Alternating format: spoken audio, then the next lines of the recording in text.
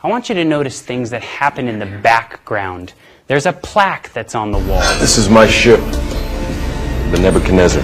It's a hovercraft. This is the main deck.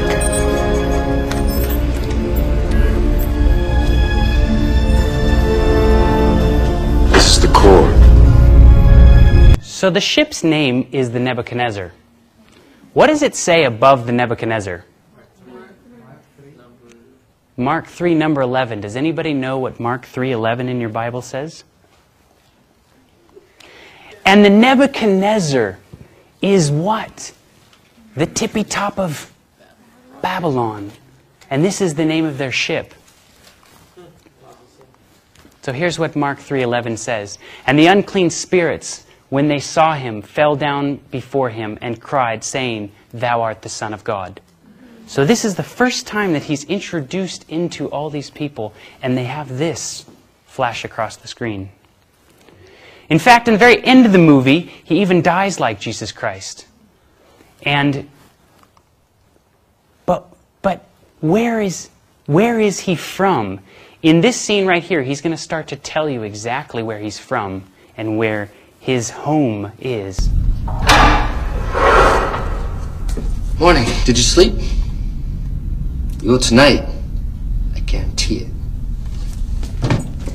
I'm Tank. I'll be your operator. You don't have any holes? Nope. Me and my brother Dozer were both 100% pure, old-fashioned, homegrown human, born free right here in the real world. Genuine child of Zion. Zion? If the war was over tomorrow, Zion's where the party would be. It's a city. The last human city. The only place we have left. Where is it?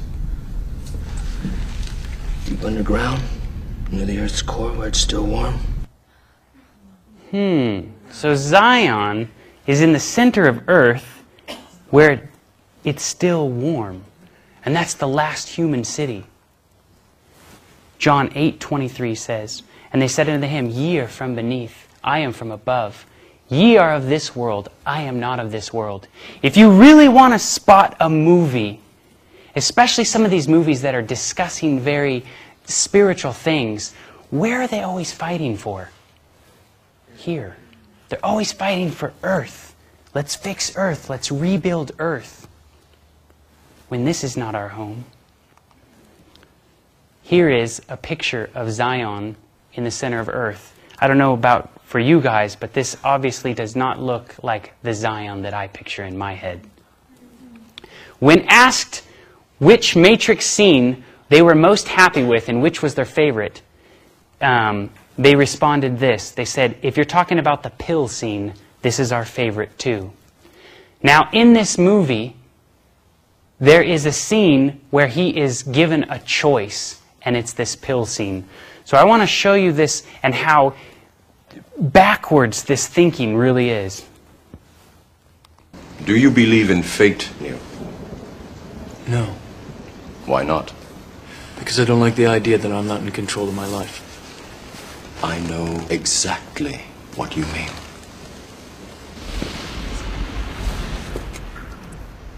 Let me tell you why you're here. You're here because you know something. What you know you can't explain, but you feel it. You felt it your entire life.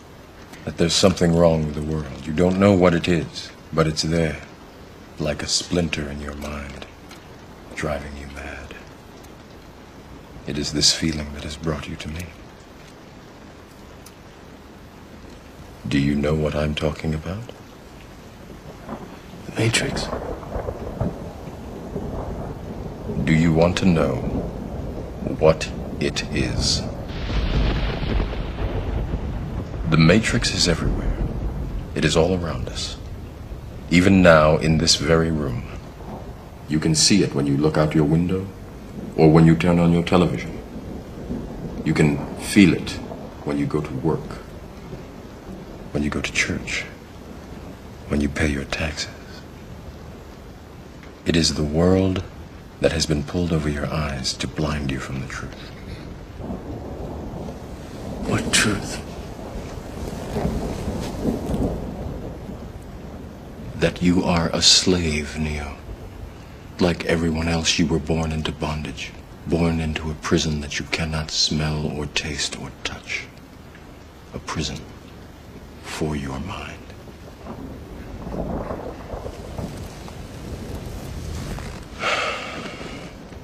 Unfortunately, no one can be told what the Matrix is.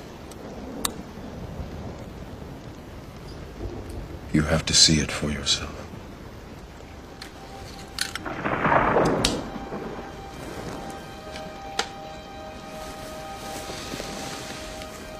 This is your last chance. After this, there is no turning back. You take the blue pill, the story ends. You wake up in your bed and believe whatever you want to believe. You take the red pill, you stay in Wonderland, and I show you how deep the rabbit hole goes.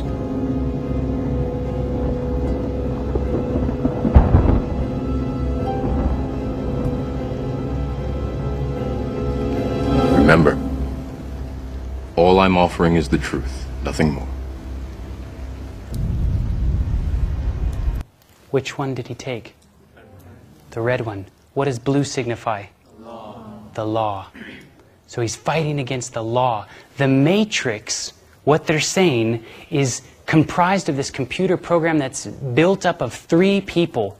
They all dress alike, they look alike, and they speak each other's words. So they're fighting against the Godhead. That's who they're saying the Matrix is. So here, he chooses to go down this path, and from here on out, you start to see that this is not the Christ that we know. We have so many of our youth. Let me tell you, I pray that a lot of people in this room have not seen this, but I've been in enough of our schools, I've been in enough of our churches. 3/4 of our churches have seen this movie. No business watching these things. And here's the end of the movie. When it's all over, he's talking to the Matrix as if he's talking to God. So they talk to each other over the phone, and listen to the words that he says to him. I know that you're afraid. You're afraid of us. You're afraid of change. I don't know the future. I didn't come here to tell you how this is going to end. I came here to tell you how it's going to begin. I'm going to hang up this phone, and then I'm going to show these people what you don't want them to see. I'm going to show them a world without you. A world without rules and controls, without borders or boundaries. A world where anything is possible. Where we go from there is a choice I leave to you.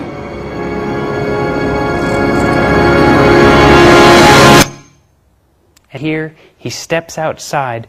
He was actually just killed right before this, and he was brought back to life. And so as he comes back to life, he tells the Matrix this. He steps outside of the phone booth. He looks up into the sky, and so blasphemy ascends into the sky, just like Jesus Christ ascended in the sky. And that's how they end the movie. No business seeing this.